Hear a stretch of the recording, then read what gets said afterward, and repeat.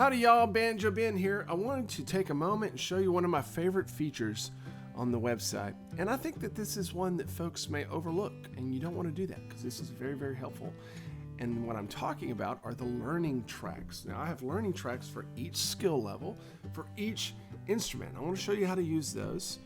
Now here I am on the homepage. This is what the homepage looks like whenever you're logged in. So I have the latest lessons for each instrument at the top. Also the trending lessons, those are ones that y'all have been visiting most recently. But let's go over to the banjo lesson page. Let's just pretend like you're a banjo player. If you're not a banjo player, you can just pretend. And if you look at the top of the page, on this lesson page, as well as the guitar and mandolin, you see the links for the learning tracks. There are 3 of them here.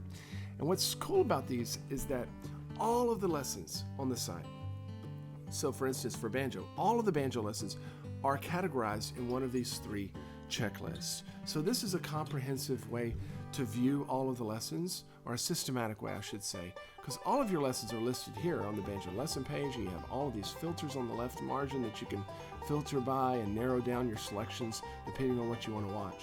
But if you want to see them sequentially, you can click on one of these learning tracks. So I've clicked on the beginner banjo learning track.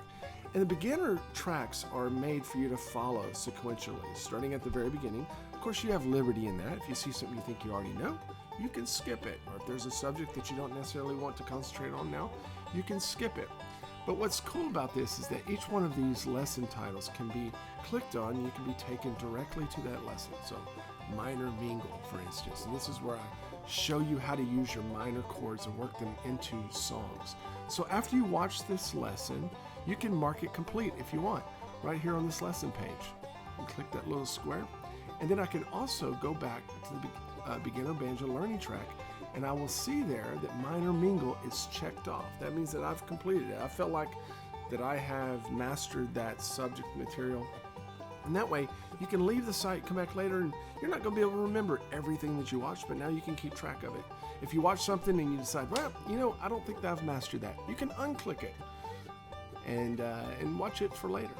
So these are all of the lessons on the site that are categorized as banjo beginner learning tracks. And by the time, or beginner lessons, and by the time you get through that beginner learning track, you're now ready to go to the intermediate banjo checklist and begin tackling these, because you'll have all the tools that you need to look at these. And this is the intermediate and the advanced are primarily grouped just by alphabetical order. But my purpose is that by the time you get through the beginner learning tracks, you have what you need to move on and kind of pick and choose what you would like to work on.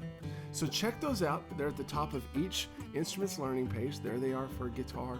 There they are for mandolin. And whenever I add a new lesson on the site, I add it to one of the checklists for whatever instrument it pertains to. So you can always go back to your checklist, scroll through there and see if there are any that are unchecked that you haven't watched before, and you can check them out. All right, have fun with these.